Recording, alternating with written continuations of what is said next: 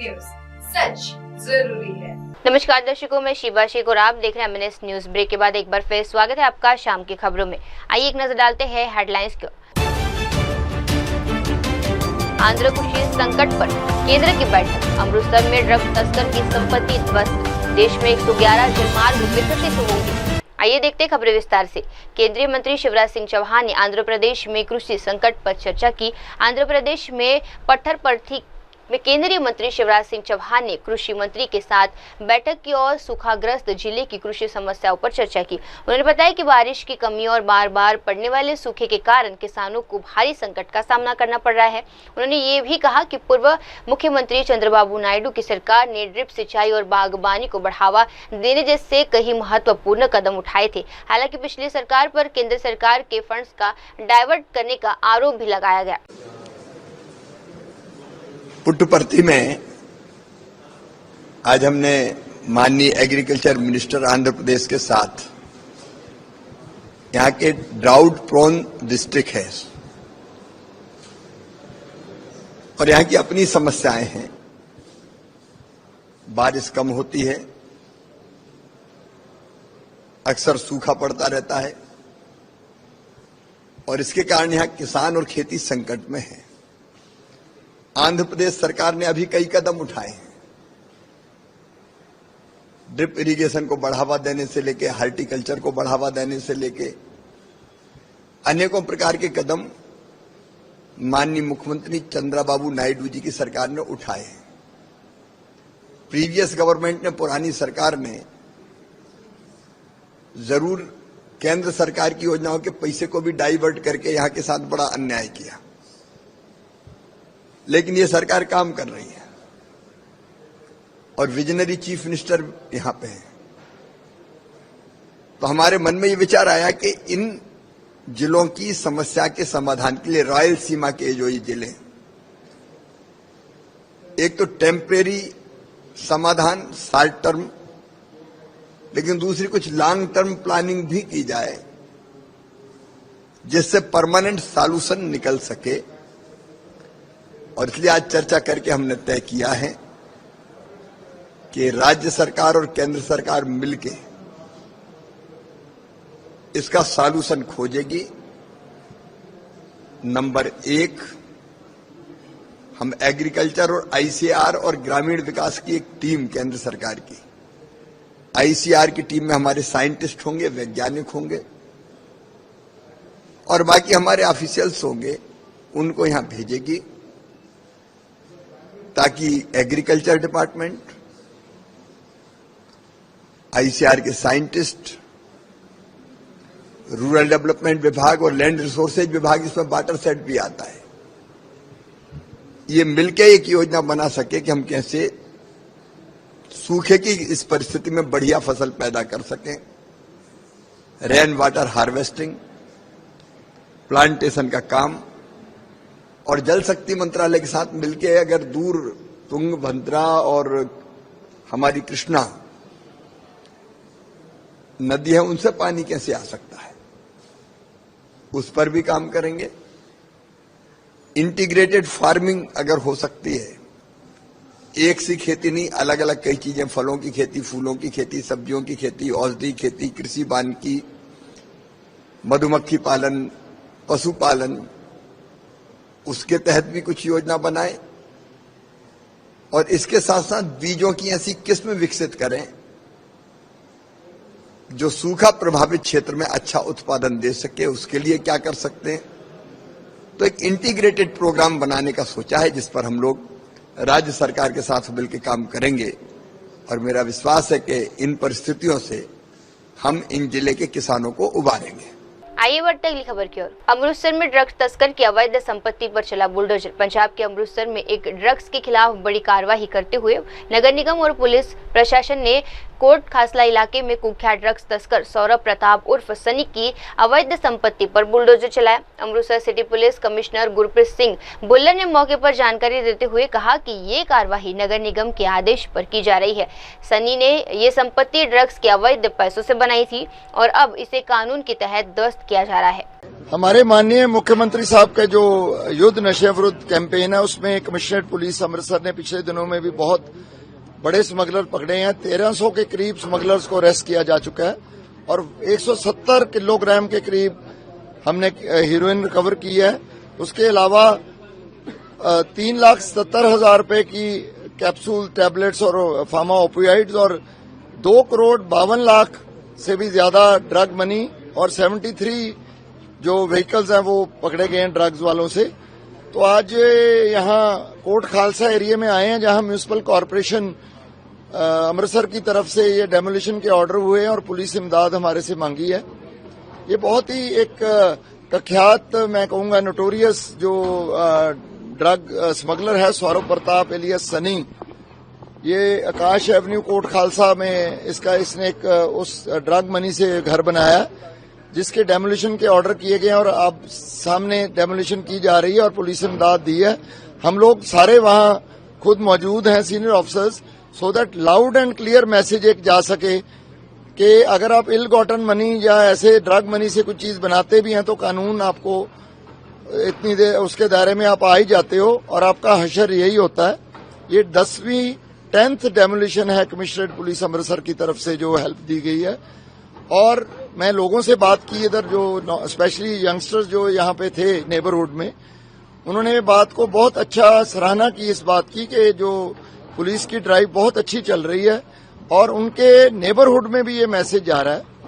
ये स्मगलर की अगर बात करें तो इसका परिवार भी इसने शामिल किया हुआ है। इसकी डॉटर पीछे पकड़ी गई मुस्कान और इसका भाई आदित्य प्रताप 8 kg हीरोइन और 6 kg ओपीएम के साथ, और उनके पास से कुछ केमिकल्स भी मिले जिससे वो क्वांटिटी बढ़ा रहे थे हीरोइन की।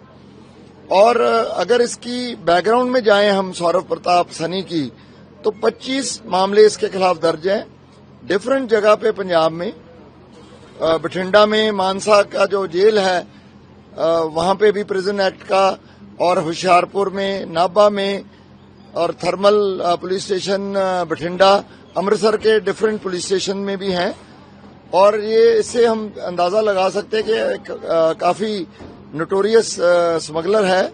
2009 से ये क्रिमिनल एक्टिविटीज में शामिल है और अभी ये हमें वांटेड है एक लेटेस्ट केस में, उस पर भी हमारी टीम्स लगी हुई हैं।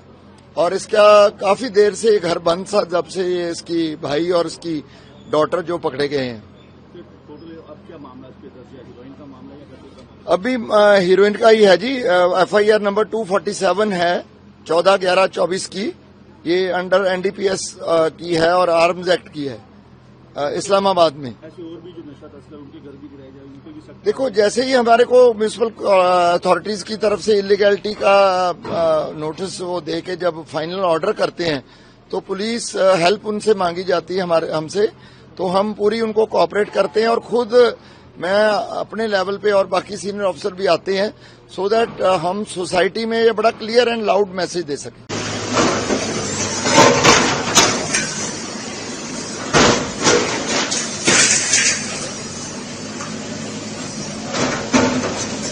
थोड़ा सा ऐसे देखो उधर ही देखो उधर।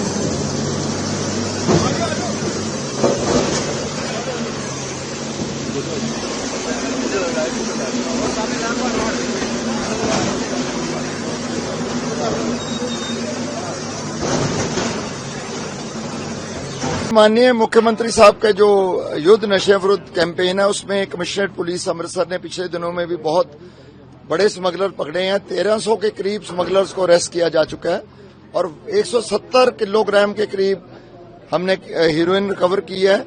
उसके अलावा 3,70,000 रुपए की कैप्सूल, टैबलेट्स और फार्मा ओपियाइड्स और 2,52,00,000 से भी ज्यादा ड्रग मनी और 73 जो व्हीकल्स हैं वो पकड़े गए हैं ड्रग्स वालों से। तो आज यहाँ कोट खालसा एरिया में आए हैं जहाँ म्यूनिसिपल कॉरपोरेशन अमृतसर की तरफ से ये डेमोलिशन के ऑर्डर हुए हैं और पुलिस इमदाद हमारे से मांगी है। ये बहुत ही एक प्रख्यात, मैं कहूंगा नोटोरियस जो ड्रग स्मगलर है सौरभ प्रताप एलियस सनी, ये आकाश एवेन्यू कोट खालसा में इसने एक उस ड्रग मनी से घर बनाया जिसके डेमोलिशन के ऑर्डर किए गए और अब सामने डेमोलिशन की जा रही है और पुलिस इमदाद दी है। हम लोग सारे वहां खुद मौजूद हैं senior officers, so that loud and clear message एक जा सके कि अगर आप इल गॉटन मनी या ऐसे ड्रग मनी से कुछ चीज बनाते भी हैं तो कानून आपको इतनी देर उसके दायरे में आप आ ही जाते हो और आपका हशर यही होता है। ये 10th डेमोलिशन है कमिश्नरेट पुलिस अमृतसर की तरफ से जो हेल्प दी गई है। और मैं लोगों से बात की इधर जो स्पेशली यंगस्टर्स जो यहाँ पे थे नेबरहुड में, उन्होंने बात को बहुत अच्छा सराहना की इस बात की कि जो पुलिस की ड्राइव बहुत अच्छी चल रही है और उनके नेबरहुड में भी ये मैसेज जा रहा है। ये स्मगलर की अगर बात करें तो इसका परिवार भी इसने शामिल किया हुआ है। इसकी डॉटर पीछे पकड़ी गई मुस्कान और इसका भाई आदित्य प्रताप 8 kg हीरोइन और 6 kg ओपीएम के साथ, और उनके पास से कुछ केमिकल्स भी मिले जिससे वो क्वांटिटी बढ़ा रहे थे हीरोइन की। और अगर इसकी बैकग्राउंड में जाएं हम सौरभ प्रताप सनी की, तो 25 मामले इसके खिलाफ दर्ज हैं डिफरेंट जगह पे पंजाब में। बठिंडा में मानसा का जो जेल है वहां पे भी प्रिजन एक्ट का, और होशियारपुर में, नाभा में और thermal police station Bathinda, Amritsar के डिफरेंट पुलिस स्टेशन में भी हैं। और ये इससे हम अंदाजा लगा सकते हैं कि काफी नोटोरियस स्मगलर है। 2009 से ये क्रिमिनल एक्टिविटीज में शामिल है और अभी ये हमें वांटेड है एक लेटेस्ट केस में, उस पर भी हमारी टीम्स लगी हुई हैं। और इसका काफी देर से घर बंद था जब से ये इसकी भाई और इसकी डॉटर जो पकड़े गए हैं। अभी हीरोइन का ही है जी, एफआईआर नंबर 247 है 14/11/24 की। ये अंडर एनडीपीएस की है और आर्म्स एक्ट की है इस्लामाबाद में। ऐसे और भी जो नशा तस्कर उनके घर भी गिराए जाए, उनको भी सख्त। देखो, जैसे ही हमारे को म्यूनिसिपल अथॉरिटीज की तरफ से इलीगैलिटी का नोटिस वो दे के जब फाइनल ऑर्डर करते हैं तो पुलिस हेल्प उनसे मांगी जाती है हमसे, तो हम पूरी उनको कोऑपरेट करते हैं। और खुद मैं अपने लेवल पे और बाकी सीनियर ऑफिसर भी आते हैं सो दैट हम सोसाइटी में ये बड़ा क्लियर एंड लाउड मैसेज दे सकें। आइए बढ़ते हैं अगली खबर की ओर। केंद्रीय मंत्री शांतनु ठाकुर का बड़ा ऐलान, 111 जलमार्ग होंगे विकसित। दिल्ली में केंद्रीय राज्य मंत्री शांतनु ठाकुर ने देश की परिवहन नीतियों में एक नए युग की शुरुआत की बात कही है। उन्होंने कहा कि उनका मंत्रालय मिशन 2047 के तहत काम कर रहा है। उनका लक्ष्य भारत को अगले 25 वर्षों में आधुनिक और टिकाऊ बुनियादी ढांचे से लैस करना है। इस दिशा में एक बड़ा कदम है देश में 111 अंतर्देशीय जलमार्गों का विकास। मंत्री ने कहा कि जलमार्गों के माध्यम से परिवहन न केवल पर्यावरण के लिए अनुकूल होगा बल्कि अन्य संसाधनों की तुलना में कहीं अधिक सस्ता भी साबित होगा। Export logistic, I think, today's programs. So, because you know that transportation and the 70% transportation is doing by the ports, shipping and waterways. So, I think it takes a vital role in future by our ministry, and we are trying to focus the 2047's vision, which taken by our Honorable Prime Minister, and by his thoughts we will try to grow that as compare as the others. Sir, also Prime Minister came back from almost 8-day visit. Do you believe that on those countries where he went, we can have a collaboration with them in your particular field, sir? It is necessary because Honorable Prime Minister said that do the much export than the import. So if we want to grow, now we are a 4 trillion economy. If we want to be in future 3 trillion economy, so our trade need to focus to the world, especially in first world country also. So we will going to compare with them after that whenever we are going to success. What about the inland, sir? Anything that you guys are working to improve the connectivity in the inland scenario? It is huge developed, I think, because it was only 5 national waterways before. So right now, for the guidance of our Honorable Prime Minister, we are going through, it's developing 111 inland waterways, and it is practically very cheaper than the other communication. So we are trying to very much focus of it and trying to develop it for the future betterment. आइए बढ़ते अगली खबर की ओर। Changur case में नामजद मोहम्मद खान ने दी सफाई। पुणे से सामने आया है एक बड़ा बयान। यूपी एटीएस द्वारा छांगुर बाबा केस में नामजद मोहम्मद खान ने सफाई दी है। उनका कहना है कि 2030 में बलरामपुर कोर्ट में एक केस के दौरान उनकी मुलाकात छांगुर से हुई थी और न उससे पहले और न उसके बाद कोई संपर्क रहा। मोहम्मद खान ने आरोप लगाया कि छांगुर और उससे जुड़े लोग उन्हें लगातार परेशान करते रहे। उन्होंने पुलिस को इस बारे में पहले ही सूचित कर दिया था। खान ने ये भी दावा किया कि रब्बानी परिवार, एजाज मुस्तफ़ा और छांगुर उनके खिलाफ साजिश में शामिल है। जी, इसमें ऐसा है कि मेरा बलरामपुर में जाना था, मेरा वहाँ मामलेदारी चल रहा था कोर्ट में। मेरा जो छांगुर के शागिर्द और साथी हैं या थे पूर्व में पहले और अभी, जब वो अरेस्ट हुआ है तो उसका साथ छोड़ा है उन लोगों ने, या अभी भी जुड़े हैं पता नहीं। तो इन लोगों से मेरा मामला कुछ मेरे ऊपर मुकदमे लिखा है जिसमें कोर्ट ने हमको न्याय दिया और मुकदमा वो हम जीते। मुकदमा उन्होंने हमारा पैसा मार लिया था, रब्बानी परिवार के लोगों ने, और उन्होंने हम पे आरोप लगाया कि मैंने उनका पैसा मार लिया है। दोनों तरफ से एफआईआर हुआ। एफआईआर में जो उन्होंने मुकदमा लिखाया उसमें फाइनल रिपोर्ट लगी, और जो हम लोगों के तरफ से एफआईआर हुआ उसमें वो लोग चार्जशीटेड हुए। अभी उनके खिलाफ बीडब्ल्यू जारी है मुंसिफ कोर्ट उतरौला से। ये छांगुर बाबा के कांटेक्ट में आप पहली बार कब आए? हाँ, मैं 2003 में जब मेरा मुकदमा चल रहा था वहाँ बलरामपुर कोर्ट में, तब वहाँ पे हमें छांगुर मिला और वहाँ हमारी इसकी जान पहचान वही हुई। उसके पहले या उसके बाद में मेरी उसकी कोई जान पहचान नहीं। मुकदमे दौरान जब मुकदमा चल रहा था तभी, मतलब वही 2023 में, उसके पहले मतलब 2023 के पहले या 2023 के में जब विवाद हुआ हमारा उसका, 24 में जब हम उसके खिलाफ गए, उसके बाद से न तो मेरा उसका या उसके लोगों से कोई संपर्क रहा, न 2023 के पहले कोई संपर्क था। कोई जानकारी नहीं थी हमें क्या करता है नहीं करता है, कोई जानकारी नहीं थी। जब ये जो है मेरा एग्रीमेंट हुआ इससे, तो इसने ये कहा कि आप किसानों की सहमति ले लो और हम आपको 16.5 करोड़ रुपया देंगे, जिसमें 50 लाख रुपया आपको बयाना रकम दे देंगे। ये जो लोनावला का जमीन है, इसका एग्रीमेंट हमने 2015 में हमारा हुआ था किसान के साथ में। उस एग्रीमेंट को मैंने इनको बताया था, इन्होंने पूछा तो मैंने बताया, तो उन्होंने कहा कि ठीक है, बाकी पैसा मैं लगा दूंगा और जो भी इसमें फायदा होगा आधा आपका रहेगा आधा मेरा रहेगा। तो मैंने उस पर हामी भरी और उन्होंने मुझे लखनऊ बुलाया और वहाँ पे जो एग्रीमेंट हुआ उसमें 50 लाख लिखा गया। उन्होंने हमें 49,80,000 दिया। कभी ये 2023 की 7वें महीने में। फिर मैं पूना आ गया, ये भी पूना आ गए। उन्होंने जो एग्रीमेंट पूना में वहाँ बनाया था लखनऊ बाराबंकी में, उसको नीतू और इन लोगों ने बिना मेरे सहमति के काट पीट दिया। काटने पीटने के बाद में इन्होंने अंग्रेजी में एक दस्त बनाया, जिसका हमें उस एग्रीमेंट के बारे में अंग्रेजी में जानकारी नहीं है, हमें उतना समझ नहीं है, मतलब थोड़ा बहुत बस।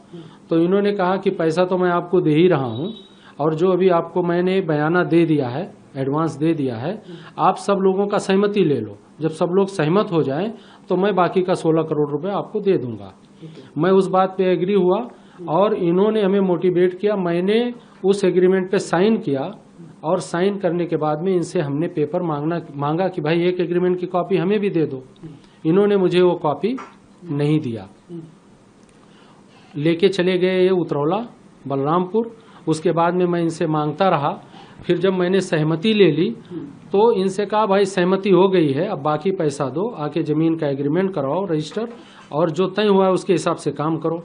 ये टाल मटोल करने लगे, बातों को टालने लगे। फिर जब ये टालते रहे तो मुझे और अनाप शनाप बात इन्होंने कहा। फिर मैं जो है जाके यहाँ वड़गांव मावल कोर्ट में इनके खिलाफ एक मुकदमा दायर किया, केस दायर किया कोर्ट में कि जो भी हमारे इनके बीच में एग्रीमेंट हुआ है उसका माननीय न्यायालय इसका निस्तारण कर दे। इन्होंने आज तक वो इन कोर्ट में आए नहीं, न ज्वाइन किया, उल्टा 2023 में ये हमारा उनका विवाद होने के बाद में निरंतर प्रताड़ित करते रहे। ये और इनके लोग वहाँ उतरौला पुलिस स्टेशन में हमारे खिलाफ एप्लीकेशन दिया गया, सीओ साहब उतरौला में डिस्ट्रिक्ट बलरामपुर और डिस्ट्रिक्ट बलरामपुर के एसपी साहब, एडिशनल एसपी साहब। मैं वहाँ गया, मैंने बताया कि सर ये हमको फंसाया है, हमारे साथ इसने गलत काम किया है, हमने इसलिए इसके खिलाफ वहाँ पे मुकदमा कोर्ट में दायर किया है, ये चल के उसका निस्तारण करे, बात खत्म हो, ये अपने रास्ते हम अपने रास्ते। तो ये 2023 वही जब हमारा इसका जो है, और ये जो है अगस्त तक हमारा इसका संविदा था। इसने अगस्त के पहले ही मतलब हमारे खिलाफ पुलिस स्टेशन में बाकी जगह एप्लीकेशन और ये साजिश के तहत फंसाने का काम, इसमें जो फंसाने का के लिए ये जो बैकग्राउंड में इनके साथ किरदार हैं वो रब्बानी परिवार और एजाज मुस्तफ़ा, ऐमन रिजवी, छांगुर एंड कंपनी, जो भी इनसे अटैच लोग हैं, इन लोगों ने हर जगह अप्रोच किया, लेकिन हमारे पास में सारे पेपर थे। पुलिस डिपार्टमेंट को पेपर दिया, उन्होंने वो पेपर देखा और उन्होंने कोई उस पर कार्रवाई नहीं किया। इनको कहा आप कोर्ट में जाइए और अपने मामले का निपटारा कराइए। इन्होंने फिर हमारे और हमारे वालिद के खिलाफ वहाँ पे मुंसिफ कोर्ट उतरौला में 156(3) का एक मुकदमा दायर किया। ये कहा कि हमारे घर आए और हम लोगों ने मारपीट किया, उनके साथ गाली गलौज किया। न्यायालय ने बातें देखी, सुनी और उन्होंने हमें न्याय दिया। वो भी मुकदमा इनका खारिज हुआ, मुझे न्याय मिला। उसी में रिवीजन में ये गए बलरामपुर डिस्ट्रिक्ट कोर्ट में, डिस्ट्रिक्ट जज साहब के यहाँ, वहाँ भी हमें न्याय मिला और इनका मुकदमा खारिज हुआ। इस तरह से छांगुर और इनके गैंग के लोगों ने मुझे प्रताड़ित करते रहे और आज तक प्रताड़ित करते रहे। और मेरा उनका कोई संबंध 2023 के पहले न था और न 2023 में जब विवाद हुआ हमारा इनका इस मामले को लेके, ये जो वड़गांव मावल में चल रहा है 198/2024, इसके न तो बाद में और न तो पहले हमारी जांच करा ली जाए, हमारे सारी चीजों को देख लिया जाए। अगर मैं कहीं दोषी पाया जाता हूं तो मेरे ऊपर कार्रवाई की जाए, या इनसे जो जुड़े लोग हैं, जिन लोगों ने ये सब काम किया है, धर्मांतरण का असली खेल तो रब्बानी परिवार कर रहा है। और एजाज मुस्तफ़ा जो छांगुर के पैसे से उतरौला में 200 एकड़ का संपत्ति में एक नौकरानी को औरत बता के, विधवा बता के जमीन इन लोगों ने हड़पा है। इसमें सारा इन्वेस्टमेंट छांगुर का है इनका, हाँ उतरौला में। इनका लीगल और फाइनेंशियल जो एडवाइजर हैं वो रब्बानी परिवार हैं और एजाज मुस्तफ़ा हैं, ये हैं। और रब्बानी का लड़का जो आबिद रब्बानी है वो समीर श्रीवास्तव के नाम से, जबकि इसकी शादी पहले हो चुकी है एक मुस्लिम लड़की के साथ में, उसके 2 बच्चे भी हैं, उस आईडी को छुपाते हुए इनके घर के लोगों ने सपोर्ट की और उसने दूसरी शादी सोनल से किया, जो सोनल समीर श्रीवास्तव, यानी इसका नाम समीर श्रीवास्तव, ये विदेशों का दौरा किया है छांगुर के साथ में। इसने कई देश का ये किया है सर, बहुत सारे, सऊदी, दुबई, कतर, बहुत सारे, बैंकॉक, जाने कौन कौन सा देश। का नाम ले रहे हो, हाँ। जो है इनके ये तो सर जब एसटीएफ ने इस पे जांच करके और जब कार्रवाई की, यानी मुकदमा जब छांगुर पे लिखा गया, तो ये जो है पाला बदल दिए और इनको मालूम था कि मेरे से इनका झगड़ा चल रहा है और मैं छांगुर के खिलाफ लड़ रहा हूं, तो मुझे टारगेट किया जाए ताकि इनकी बातें बाहर ना आए। जबकि इनकी जांच करा जाए। आबिद रब्बानी का रजिस्टर्ड डॉक्यूमेंट है, भोसरी में किया हुआ है उसने, वो डॉक्यूमेंट ये है सर। आप महाराष्ट्रियन आदमी हैं, आप उसको तुरंत समझ लेंगे सर।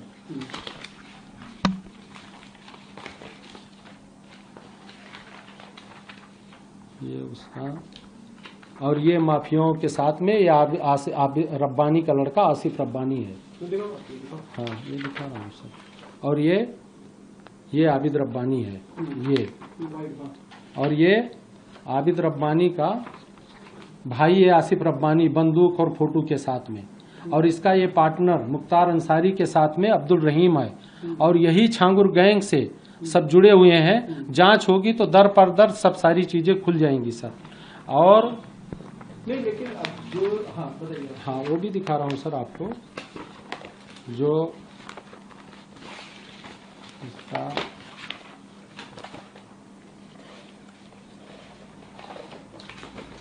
मेरे मोबाइल में है सर, मैं वो आपको दिखाता हूँ। और मैंने जो कुछ इन लोगों के साथ में इन लोगों ने मेरे साथ में किया है, तो मैंने एक एप्लीकेशन भी ये लिखा हुआ है सर। ये एप्लीकेशन है सर, इसमें सारी चीजें हैं सर। हाँ अब इसमें जो है सर ना, मेन जो है सरगना वो छांगुर और यही लोग हैं। हम तो उससे लड़ रहे हैं सर, हम पीड़ित हैं।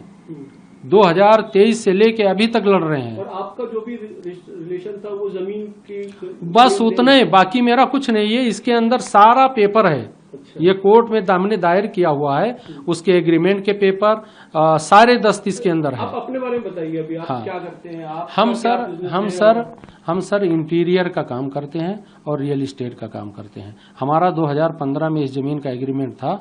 उसी जमीन के सिलसिले में उनसे बात हुई, वहीं कोर्ट में मिले। और मेरे पास पैसा था नहीं। इन्होंने कहा, मुझे समझ में आया कि भाई ये काम कर लेंगे, इसलिए मैं सहमत हुआ। बाद में इन लोगों ने मिलकर जब मुझे फंसाया, तब हम इनके खिलाफ कोर्ट में गए। तब पता चला कि ये लोग ऐसे हैं। नहीं, जब आपको पता चला कि ये लोग ऐसे, तो क्या क्या पता लगा था उस वक्त? क्या आपकी जानकारी में? इनका फूक झाड़ और आबिद रब्बानी जो हिंदू महिला से शादी किया है, उसको फंसाया अपने जाल में, वो पता चला। और इजाज मुस्तफ़ा जो छांगुर के पैसों से उतरौला में जमीन हड़पी हुई है, जिसकी जांच होगी तो उसमें सारी चीजें निकल के आ जाएगा। उन्होंने जो है एक नौकरानी को विधवा बता के और वो जमीन पूरा हड़पा, दान में लिया। और छांगुर का उसमें करोड़ों का इन्वेस्टमेंट हुआ, एजाज मुस्तफ़ा रब्बानी इन लोगों के थ्रू। ये जो धर्म परिवर्तन करवाते थे और उसके लिए पैसे देते थे, वो क्या था? अब ये लोग सर वो बता पाएंगे, लेकिन इनका ये काम है। मुझे लोगों से पता चला, कई पीड़ित थे जिनके साथ हम भी लड़ रहे थे, उन लोगों ने भी बताया। मैंने उनको कहा, आप लोग लड़ो, आप लोग डरो मत, न्याय मिलेगा। इनके खिलाफ जो भी सर उठाता था, ये लोग मिलके उसके खिलाफ कोई फर्जी मुकदमा लिखा देंगे, रेप का या कोई ऐसे गलत कामों का, कि आदमी इनका हाथ पांव जोड़ के इनसे सरेंडर कर जाए। तो ये जो विदेशों में जाते थे, क्या इनकी फंडिंग वगैरह जो पैसे आते थे, क्योंकि इतने कम समय में इनके पास पैसे इनके सर अकाउंट डिटेल सब लीजिए, जांच करिए, सब निकल के आ जाएगा। ये जो दिखाया जा रहा है कि 16 करोड़ दे दिया, ये हमें 49,80,000 मिला। इन्होंने पैसा देने के लिए कहा, आगे नहीं दिए, इसलिए हमारा इनका विवाद हुआ, हम कोर्ट में गए। तब हमें पता चला कि ये सब इस तरह के लोग हैं। खरीद फरोख्त के लिए जो ये पैसे का लेन देन हुआ आपका? हाँ बस वही 49,80,000। हाँ सबूत है, बैंक स्टेटमेंट है। उन्होंने तो हमें 80,000 कैश में दिया था, लेकिन मैंने वो भी एक्सेप्ट किया क्योंकि पैसा दिया था। मुझे मालूम नहीं था कि इस तरह के लोग हैं। अभी आप पे आरोप क्या लग रहा है, आपको पता है? नहीं सर, मैंने इधर उधर से जो सुना, उसी के बाद में मैंने जो है, मेरा मोबाइल है, मैंने एसपी साहब को, सीओ साहब को, डीआईजी साहब को, मुख्यमंत्री जी को माननीय, सबको मैंने ट्वीट पे सारी चीजें टैग की है, अपना सब बात रखा है कि ये हमारे बारे में जो भी मैसेज गया है वो सही मैसेज नहीं है। मेरी भी चीजों को देख ली जाए, उसकी जांच करा ली जाए और जो न्याय संगत है वो हो। जांच के लिए तैयार हैं? बिल्कुल तैयार हूँ सर। आपको बुलाती है, आप खुद से जाएंगे? बिल्कुल खुद से जाएंगे। हमें बता दिया जाए कि आपके खिलाफ ये मामला है और ये चल रहा है, आपके खिलाफ ये आरोप है, हम ज्वाइन करेंगे सर, बताएंगे, अपनी बात रखेंगे पूरा हर तरह से। आखिरी बात छांगुर से और रब्बानी से कब बात हुई? ये हमारा रब्बानी से तो हमारा विवाद ही चल रहा है सर, 2018 से कोई बातचीत नहीं है किसी से। अच्छा, हाँ, किसी भी तरह कोई कांटेक्ट नहीं, कोई कांटेक्ट नहीं सर, हमारा उनसे विवाद चल रहा है। और छांगुर से जब हमारा ये विवाद हुआ उसके बाद से मेरा भी उनका और उनके लोगों से कोई कांटेक्ट नहीं। उन लोगों ने 2024 से, हाँ 2000 ये केस किया था। हाँ, केस करने के बाद से, जब केस हो गया उसके बाद से कोई बातचीत नहीं। अभी जो आप पे आरोप लग रहे हैं उसको लेकर आप क्या कहेंगे? सर आरोप हमारे ऊपर गलत लगाए जा रहे हैं, जांच कर ली जाए, अगर मैं दोषी हूं तो मुझ पे कार्रवाई हो, और अगर मैं दोषी नहीं हूं तो जो लोग मुझे फंसा रहे हैं, जो छांगुर के बैकग्राउंड में थे 10 साल 15 साल से, उन पे कार्रवाई हो। जिस दिन नवीन और ये उसका लड़का, उसका क्या नाम है, वो अरेस्ट हुआ है, उस दिन छांगुर और नीतू इजाज मुस्तफा के घर पे थे। नसरीन इजाज मुस्तफा के घर पे थे। रब्बानी के लड़के और ये लोग उनको लखनऊ लाए, होटल स्टार में रुका। उसके बाद में 2000 मतलब फिर 17 तारीख को एक ये था विरासतनामा, मतलब आप सोचिए, उस विरासतनामा में रब्बानी एसडीएम कोर्ट में लेके गए और नसरीन नीतू को पेश किया। जब ये पता था कि एफआईआर है, सारी चीज है, उनको तो पहले पुलिस को खबर करनी चाहिए कि भाई मुलजिम देश का मामला है, देश से जुड़ा हुआ मामला है, उनको खबर करनी चाहिए कि विरासतनामा जरूरी था। उसके बाद में स्टार होटल में जो रुके लखनऊ में, उसका सीसीटीवी फुटेज सारा डिटेल निकालेंगे, कौन कौन जुड़ा है, किस किस के साथ किसके संबंध है, सब बाहर आ जाएंगे, सब निकल जाएगा। सवाल यहाँ पे ये उठता है भाई कि आप कह रहे हैं कि आपका सिर्फ जमीन की लेन देन की जो भी बस, उसमें, हाँ, आपको ये सब जब आते हैं, ये फिर आपको कब पता चलेगा? ये जब मेरा इसके साथ विवाद हुआ, मेरे साथ इसने जब ठगी किया, मुकदमा हो गया, जब मुझे फंसाया, तो जब फंसाया तो मामलेदारी हो गई। मैं जब पुलिस स्टेशन गया तो वहां सारी बातें समझ में आने लगी हमें कि ये क्या क्या कर रहा था, क्या क्या हो रहा था। फिर निरंतर मैं इससे लड़ी रहा हूं और मुझे ही फंसाया जा रहा है। आपको कहा जा रहा है कि आप उसका फाइनेंस देखते थे अकाउंट? सर मेरा, अगर मैं उसका अकाउंट का फाइनेंस देखता तो मेरे जब से वो था और 2023, 24, 25 तक निरंतर उसके पैसे, लेन देन, mobile number, phone number, contact, सारी चीजें रहती ना कि 2023 में आके रुक जाएंगी है। और मैं उसका पैसा संभालता, तब तो उसके खिलाफ कोई मामलेदारी नहीं थी। हमें पता चला कि यह फ्रॉड है, तब तो हमारे उसके संबंध रहते। मैं निर्दोष हूं सर, मेरे बारे में गलत परसेप्शन दिया गया है, जहां से भी मिला है मुझे मालूम नहीं, लेकिन मैं ये कह रहा हूं कि जांच की जाए। अगर मैं दोषी हूं या मैंने ऐसी कोई काम की है तो मुझे सजा दी जाए, और अगर ऐसी कोई बात नहीं है तो मेरे बारे में जो कुछ चल रहा है ये कहीं ना कहीं रुकना चाहिए। गलत हो रहा है मेरे साथ, मेरा तो सब खत्म हो जाएगा सर इन सब चीजों से। इसके जो ये धर्मांतरण वाले धंधे, इसके बारे में आपको पता था? ये बाद में जब मुकदमेबाजी हो गई, तब लोगों से जब मिलना शुरू किया तो पता चला। इसमें लोगों ने बताया कि मुझे लालच दिया, धर्मांतरण कर लो। जब हम नहीं माने तो फर्जी मुकदमे में लिखा दिया उन लोगों को। ऐसे बहुत सारे लोग हैं सर। आइए बढ़ते अगली खबर की ओर। कांवड़ यात्रा से पहले ट्रैफिक पुलिस की बड़ी तैयारी। अतिरिक्त पुलिस आयुक्त मोमिका भारद्वाज का बयान। कांवड़ यात्रा के मद्देनजर दिल्ली ट्रैफिक पुलिस ने व्यापक स्तर पर तैयारियां शुरू कर दी है। अतिरिक्त पुलिस आयुक्त ट्रैफिक मोनिका भारद्वाज ने बताया कि कांवड़ियों द्वारा इंतजाम किए जाने वाले सभी प्रमुख और गौण मार्गों पर सर्वेक्षण किया गया है। उनका कहना है कि हमें कांवड़ियों के आवन गावन वाले सभी मुख्य और उपमार्गों का गहन सर्वेक्षण किया गया है। साथ ही जिलाधिकारी और उपायुक्तों को औपचारिक पत्र भेजे गए हैं। आइए बढ़ते अगली खबर की ओर। देखिए, हमने अपनी तरफ से सारा जितना रूट, मेन रूट्स जिन पे कांवड़ियाँ ट्रैवल करते हैं, उन सबका सर्वे कर लिया है। और जो डिस्ट्रिक्ट के मजिस्ट्रेट्स हैं, डीएम्स, डीसीस हैं, उनको हमने अपनी तरफ से चिट्ठियां लिख दी हैं जिसमें उनको हमने इन्फॉर्म किया कि इन पर्टिकुलर रूट्स पे हमें चैनलाइजर चाहिए होंगे। जैसे कि हमारा जीटी रोड जो है, जो अप्सरा बॉर्डर से है, वहाँ से मैक्सिमम हमारे कांवड़िया आते हैं। तो उस रोड पे, उसके अलावा वज़ीराबाद रोड से फिर आगे की तरफ जाते हैं, जो हमारे सेंट्रल दिल्ली की तरफ जाते हैं, या इवन हरियाणा की तरफ जो कांवड़िया जाते हैं, उन सब रूट्स के लिए हमने चैनलाइजर्स के लिए लिखा हुआ है। साथ में हमने बाकी की कोऑर्डिनेशन मीटिंग जो यूपी के साथ होती हैं, हमारी गाज़ियाबाद कमिश्नरेट और मेरठ कमिश्नरेट, इनके साथ भी जो मीटिंग्स थी वो हो गई हैं। स्टाफ हमारा प्रॉपर्ली ब्रीफ्ड है और एडिक्वेट नंबर में हम लोग अपने जो मैन पावर होगी उसको डिप्लॉय करेंगे। इसके अलावा जो एक और हमने इस बार किया है कि कहीं पर पोर्ट होल्स हैं या कहीं एनक्रोचमेंट है किसी तरीके का, तो वो भी सिविक एजेंसी से हमने कंसर्न से सबसे बात करी है और उनको हटाने का प्रोसेस भी चालू हो गया है। जो मेन रूट्स थे वो ऑलरेडी पूरी तरह से हम क्लियर करवा चुके हैं। बाकी जो भी काम की रिक्वायरमेंट है वो भी हमारी साथ साथ चल रही है। बेसिकली यहाँ साइनेजेस प्रॉपर लगाने के लिए हम लोगों ने अपनी तैयारी कर दी है। जहाँ जहाँ ज़रूरत होगी तो रूट का उनको अंदाज़ा रहे कि कहाँ अब आगे रास्ता है, किस तरफ जाता है, भटकने की ताकि संभावना न रहे। और जैसे कि मैंने पहले बताया आपको, जो चैनलाइजर्स हैं वो इस तरीके से लगाए जाएंगे कि उनको आगे का भी एक रास्ता पता चल जाएगा कि यहाँ जाना है। डाइवर्जेंस के क्लियर कट साइंस है, जहाँ पे ज़रूरत पड़ती है वो टुवर्ड्स द एंड, जब ख़त्म होने वाली होती है 4-5 दिन पहले ज़्यादा श्रद्धालुओं का इनपुट हमारे पास यहाँ पे इनकमिंग होती है। तो उस टाइम पे जो हैवी व्हीकल्स हैं और बहुत सारी जगह कंप्लीट डाइवर्जन भी करना पड़ता है, तो वो हमने अपना प्लान तैयार कर लिया है। जो हैवी व्हीकल्स हैं अप्सरा बॉर्डर से बिल्कुल नहीं आ पाएंगे, महाराष्ट्र बॉर्डर, क्योंकि आगे यूपी की तरफ वो नहीं निकल सकते हैं, तो वो बंद कर दिया गया है। सारे व्हीकल्स को जो हैवी हैं उनको नेशनल हाईवे 24/9 ये यूज़ करने पड़ेंगे। कब से में बंद रहेगा?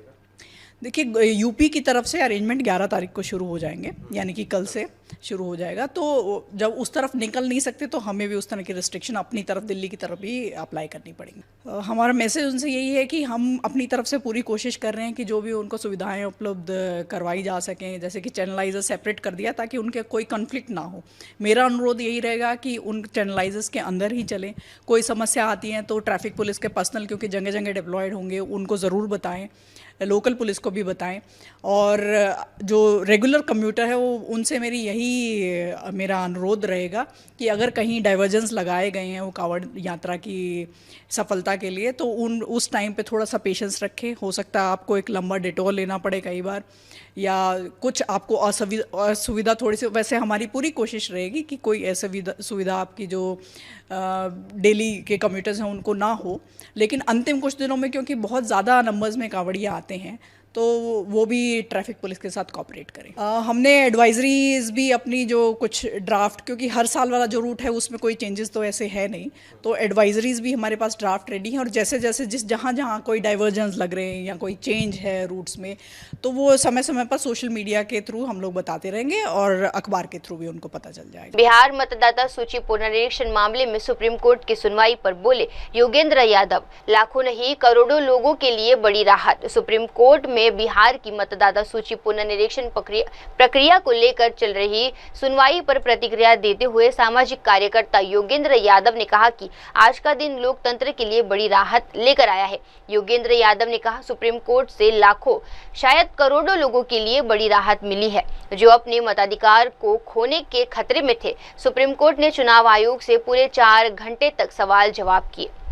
लाखों और शायद करोड़ों लोगों के सर पे जो वोटबंदी की तलवार लटक रही थी, उस पे आज सुप्रीम कोर्ट ने बहुत बड़ी राहत दी है।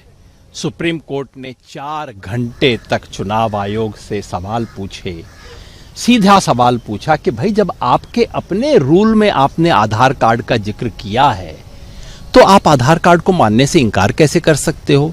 पूछा आप अपने ही एपिक कार्ड से कैसे पीछे हट सकते हो। पूछा कि आप अगले कुछ हफ्ते के अंदर करोड़ों लोगों के सर्टिफिकेट्स की जांच करके ये कैसे सुनिश्चित कर लोगे कि एक भी गलत व्यक्ति ना छूटे। इसके लिए चुनाव आयोग के पास कोई जवाब नहीं था। जो सवाल हम जैसे लोग पूछ रहे थे और जिनका जवाब देने से चुनाव आयोग पिछले 3 हफ्ते से कतरा रहा था, बच रहा था, तमाम किस्म की झूठी बातें कह रहा था, आज सुप्रीम कोर्ट कोई जवाब नहीं है। सुप्रीम कोर्ट ने आज सुझाव दिया है, मतलब सुप्रीम कोर्ट ने एक तरह से चुनाव आयोग को कहा है कि या तो 15 दिन में तुम सुधर जाओ, नहीं तो हमें कुछ करना पड़ेगा। भाषा देखिए, सुप्रीम कोर्ट ने कहा है कि हमारे विचार से प्राथमिक दृष्टि में न्यायिक संगत यही होगा कि आप आधार कार्ड को स्वीकार कीजिए, अपने एपिक कार्ड को स्वीकार कीजिए, राशन कार्ड को स्वीकार कीजिए, और अगर आप नहीं करना चाहते हैं तो आप कारण बताइए कि आप क्यों नहीं करना चाहते हैं। मैं समझता हूं ये बहुत बड़ी जीत है उन लोगों के लिए जिन्होंने बार बार कहा था कि वोटबंदी का खतरा है। ये खतरा भी टला नहीं है, फिर आगे 28 तारीख को देखेंगे। लेकिन एक पहले कदम के रूप में मैं सुप्रीम कोर्ट को सलाम करना चाहता हूं कि इस देश में जो वोटर डिसएनफ्रेंचाइजमेंट का खतरा था, यूनिवर्सल एडल्ट फ्रेंचाइज को कुतरने की जो कोशिश थी, उसको सुप्रीम कोर्ट ने रोका है। मैं उसको सलाम करता हूं। हाँ, तो इसमें कोई नई बात क्या है? इलेक्शन कमीशन के ऑर्डर में बिल्कुल स्पष्ट रूप से लिखा ही हुआ था कि ये पूरे देश की एक्सरसाइज है जिसे हम बिहार में शुरू कर रहे हैं। हम सब ने पूछा कि इसकी शुरुआत आप बिहार में क्यों कर रहे हो, इतने थोड़े से समय में क्यों कर रहे हो। जस्टिस बागची ने कहा कि भाई अगर आपको ये सब करना है तो इसे बिहार चुनाव के साथ क्यों जोड़ रहे हो, आप अलग से कर लो, इसमें इतना समय लगता है। और चुनाव आयोग के पास किसी भी सीधे कड़े सवाल का कोई जवाब नहीं था, ये आप सब लोगों ने देखा होगा। और मैं समझता हूं कि अब ओनस चुनाव आयोग पे है। अब चुनाव आयोग को बताना होगा कि भाई आधार कार्ड क्यों नहीं स्वीकार करें, राशन कार्ड क्यों नहीं स्वीकार करें, अपना ही एपिक कार्ड क्यों नहीं स्वीकार करें, और ये कैसे सुनिश्चित करें कि जो लोग ऑलरेडी वोटर लिस्ट में थे उनमें से एक भी व्यक्ति बाहर न जाए। जस्टिस बागची ने बार बार कहा कि अगर एक भी व्यक्ति बाहर रहता है तो आपको उसको सुनवाई करनी होगी, उसको चिट्ठी देनी होगी, आपको पूरा करना होगा। ये सारा काम आप कैसे कर सकते हो? तो उस लिहाज से मैं समझता हूं कि ये पूरे देश के सामने जो तलवार लटकी हुई है उस पर सुप्रीम कोर्ट ने आज एक तरह से पहली ब्रेक लगा दी है। अभी गाड़ी मुड़ी नहीं है, उसके लिए 28 तारीख का इंतजार करना। आइए बढ़ते अगली खबर की ओर। बिहार मतदाता सूची संशोधन पर सुप्रीम कोर्ट के फैसले का भाजपा ने किया स्वागत। तुहिन सिन्हा ने बोले, बिहार में चल रहे विशेष संघन पुनरीक्षण को लेकर सुप्रीम कोर्ट ने फैसले पर प्रतिक्रिया देते हुए भारतीय जनता पार्टी के प्रवक्ता सिन्हा ने कहा, मैं सुप्रीम कोर्ट के फैसले से ये स्पष्ट कर दिया है कि बिहार में मतदाता सूची का विशेष संघन पुनरीक्षण पर तुरंत से संवैधानिक और इसे रोका नहीं जाएगा। हालांकि सुप्रीम कोर्ट ने चुनाव आयोग से कुछ सवाल पूछे हैं जो मुझे लगता है कि लोकतंत्र में संतुलन बनाए रखने के लिए जरूरी है। आज माननीय सुप्रीम कोर्ट के निर्णय से यह स्पष्ट हो गया है कि बिहार में चल रहा SIR का exercise, special intensive revision of voter list, वो पूरी तरह से संवैधानिक रूप से जायज है और उस पर कोई बाधा नहीं लगाई जाएगी। हाँ, सुप्रीम कोर्ट ने इलेक्शन कमीशन से कुछ प्रश्न पूछे हैं जो मुझे लगता है कि एक लोकतंत्र में चेक्स और बैलेंसेस को इंश्योर करने के लिए जरूरी होते हैं, उसका हम स्वागत करते हैं। लेकिन पिछले कुछ सप्ताह से जिस प्रकार से हमारी विपक्षी पार्टियां इलेक्शन कमीशन के मंशा पर संशय पैदा कर रही थी, आज मुझे लगता है कि सुप्रीम कोर्ट के निर्णय ने उन विपक्षी पार्टियों को आईना दिखाने का काम किया है। देखिए, गौरतलब है कि बिहार का एक पूरा जो सीमांचल क्षेत्र है, इसमें 4-5 जिले अरारिया, कटिहार, किशनगंज, पूर्णिया, जो इलीगल माइग्रेशन, अवैध घुसपैठियों की समस्या से भी ग्रसित हैं, जो डिस्ट्रिक्ट्स, वहां आधार कार्ड का एक बड़ा घपला नजर आ रहा है। कुल मिलाकर वहां आबादी की तुलना में लगभग 20 से 30% अधिक आधार कार्ड वितरित हुए हैं। तो इस आधार कार्ड स्कैम को कौन अंजाम दे रहा है? क्या इसके पीछे कुछ राजनीतिक पार्टियों का हाथ है? क्या कुछ राजनीतिक पार्टियों का संरक्षण है? और यदि है तो स्वाभाविक हो जाता है कि उन्हीं राजनीतिक पार्टियों का संरक्षण होगा जिन राजनीतिक पार्टियों को आज बिहार में हो रहे स्पेशल इंटेंसिव रिवीजन से आपत्ति है। और यह समस्या बिहार तक सीमित नहीं है।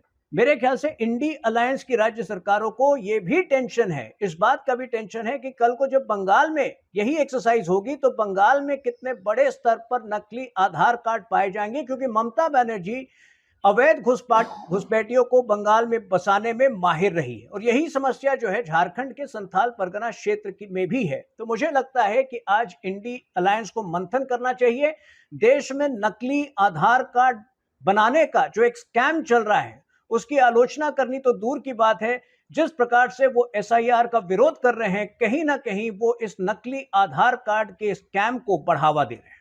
आइए बढ़ते अगली खबर की ओर। बीजेडी नेता स्नेहागिनी छुरिया का बीजेपी विधायक पर हमला, कहा लेखाश्री संपत सिंघार पर की गई टिप्पणी अशोभनीय और अस्वीकार्य है। बीजेडी नेता स्नेहागिनी छुरिया ने भाजपा विधायक संतोष खातुआ की टिप्पणी पर कड़ी निंदा करते हुए कहा, लेखाश्री संपत सिंघार के बारे में भाजपा विधायक संतोष खातुआ द्वारा दिया गया बयान न सिर्फ अश्लील और आपत्तिजनक है, बल्कि ये एक सभ्य समाज के मूल्यों का भी उल्लंघन करता है। ये बेहद अपमानजनक और पूरी तरह से अस्वीकार्य है। छुरिया ने इस मामले पर में कार्रवाई की मांग करते हुए कहा कि महिलाओं के सम्मान और गरिमा के खिलवाड़ किसी भी रूप में बर्दाश्त नहीं किया जाएगा। देखिए, भारतीय जनता पार्टी का एक विधायक जो नीलगिरी के विधायक हैं संतोष खटोरा, वो कुछ दिन पहले हमारे बीजेडी टीम के एक मुखपात्र हैं जो लेखाश्री सामंत सिंघार के बारे में एक अश्लील, अशालीन, अभद्र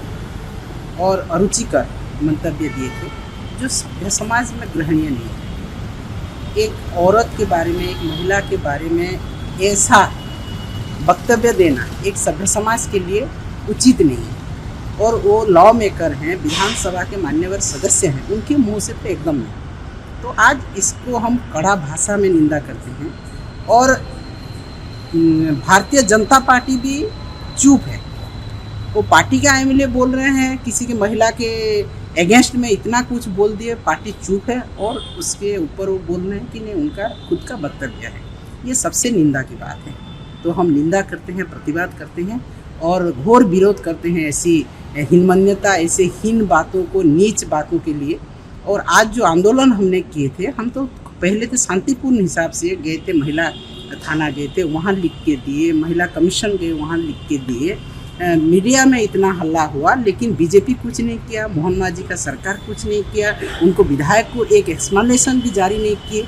तो ये दुख की बात है हमारे लिए। जो पार्टी महिला सुरक्षा के नाम में, उड़िया अस्मिता के नाम पे और महिलाओं को सम्मान देने के नाम पे वोट जीत कर आई है, उन्हीं महिला वोटों के वोट से। और आज महिला का दुष्कर्म बढ़ रहा है उड़ीसा में। एक दिन में 15 महिला दुष्कर्म के शिकार हो रहे हैं, महिला को हत्या किया जा रहा है, नाबालिग को हत्या किया जा रहा है।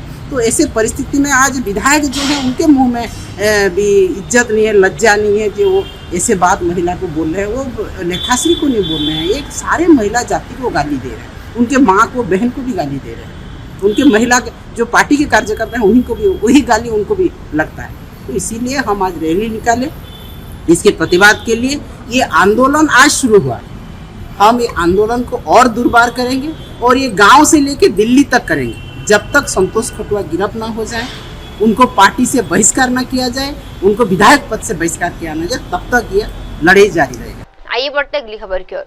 केरल में राज्यपाल के खिलाफ प्रदर्शन कर रहे SFI कार्यकर्ताओं पर पुलिस ने किया वाटर कैनल का इस्तेमाल।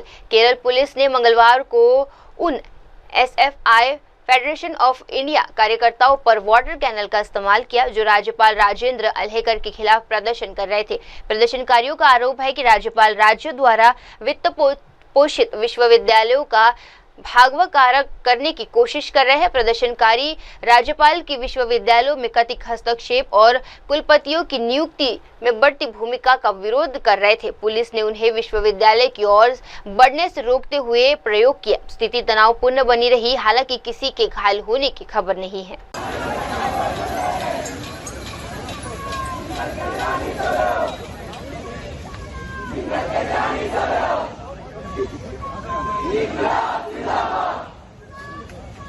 जिंदाबाद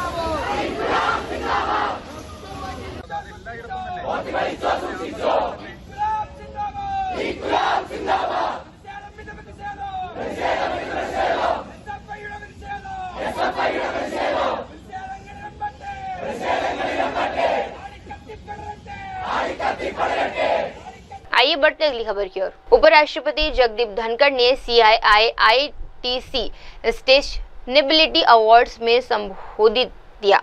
नई दिल्ली में आयोजित 19वें CII-ITC सस्टेनेबिलिटी अवार्ड्स में भारत के उपराष्ट्रपति जगदीप धनखड़ उपस्थित जनसमूह को संबोधित किया। उन्होंने अपने वक्तव्य में पश्चिम बंगाल के राज्यपाल के तौर पर बिताए 3 वर्षों को याद करते हुए कहा कि हर दिन उनके लिए सीखने का अवसर था। उपाध्यक्ष ने ITC समूह की विशेष सराहना की और कहा कि उनके कार्यकाल के दौरान ITC का मुख्यालय वही था और उस समय संजय पुरी इसके अध्यक्ष थे। When I heard accolades for me from Sri Chandrajit Banerjee, Director General CII, I thought there may be many caveats, my wife being one. And my brother-in-law is also in the audience, a distinguished lawyer. So I take it in earnestness, but they may have comments to make.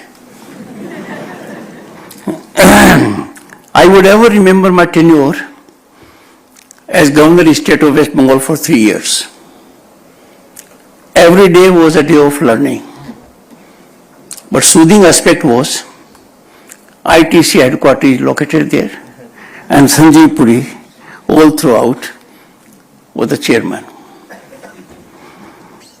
I learnt about ITC and its leader then. Business all the way, commitment, directional approach, and 100% to be given also back to the society. It was there I learnt as a son of a farmer that ITC has to do much with agriculture, with farming, with rural development and sustainability. Happy to have you and happy to be here because of you.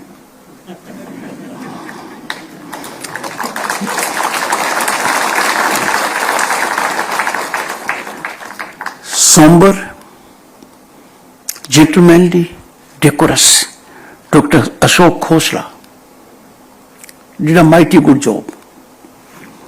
Jury chair, CII ITC Sustainability Awards. My congratulations to all the awardees.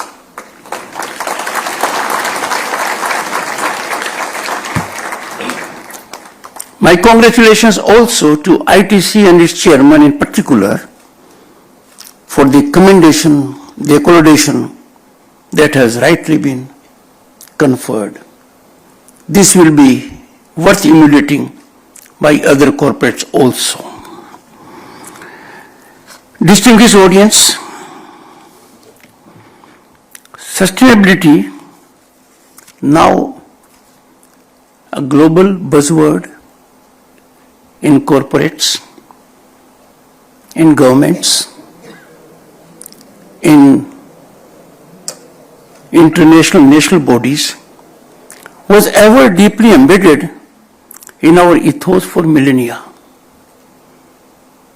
The world ignored it and we forgot about it, and now we understand to our peril. Because the situation is cliffhanging, the time bomb is ticking, and we have no time but to act in best of capacity, in concert. केंद्रीय मंत्री शिवराज सिंह चौहान कोयम्बटूर पहुंचे। कोयम्बटूर स्थित कृषि संस्थान में आज विशेष हलचल देखी गई जब केंद्रीय मंत्री कृषि मंत्री शिवराज सिंह चौहान वहां पहुंचे। इस अवसर पर उनके साथ केंद्रीय मंत्री गिरिराज सिंह भी मौजूद थे। दोनों नेताओं ने संस्थान के कार्यों की समीक्षा करी और आधुनिक कृषि तकनीकों पर विस्तार से चर्चा की। शिवराज सिंह ने कहा, संस्थान द्वारा किसानों के हित में किए जा रहे नवाचार की सराहना की। वहीं गिरिराज सिंह ने आत्मनिर्भर कृषि की दिशा में इसे एक महत्वपूर्ण कदम बताया।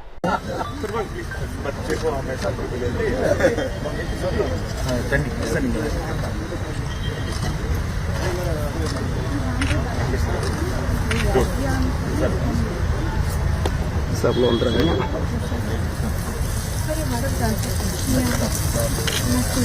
हिंदी से तमिल में, वो तमिल से तमिल में बोलेंगे।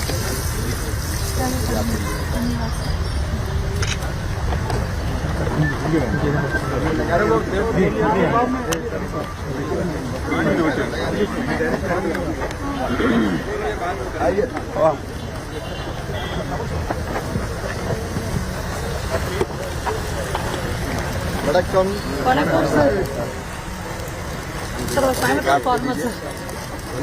on behalf of Coimbatore KVK,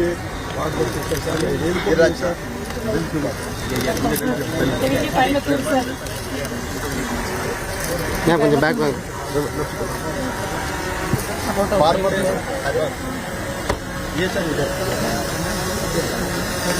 sir अभी जैसे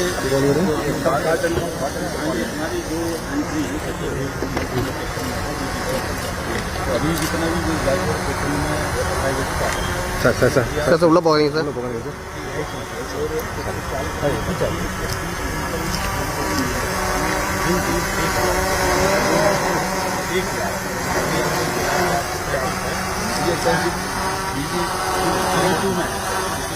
ये किसान के पास अभी टेस्टिंग में कितना टाइम लगेगा? इसको 2 साल में करते हैं। 1 साल में अभी तो एक्टिविटी बहुत कम।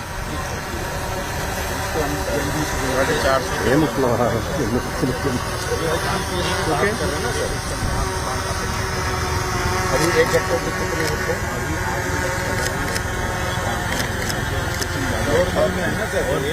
Hi bro. Morning calling PTV. Yes, PTV.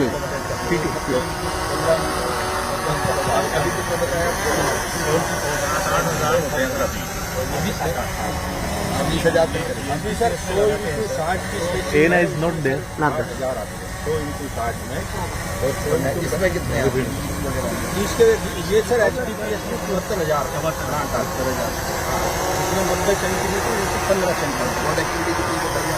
3,000 अभी 400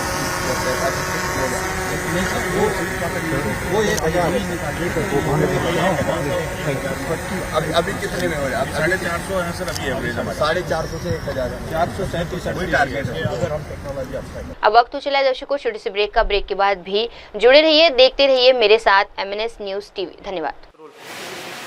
हाय हेलो नमस्कार, मैं हूं पंकज विष्णु और आप देख रहे हैं MNS न्यूज।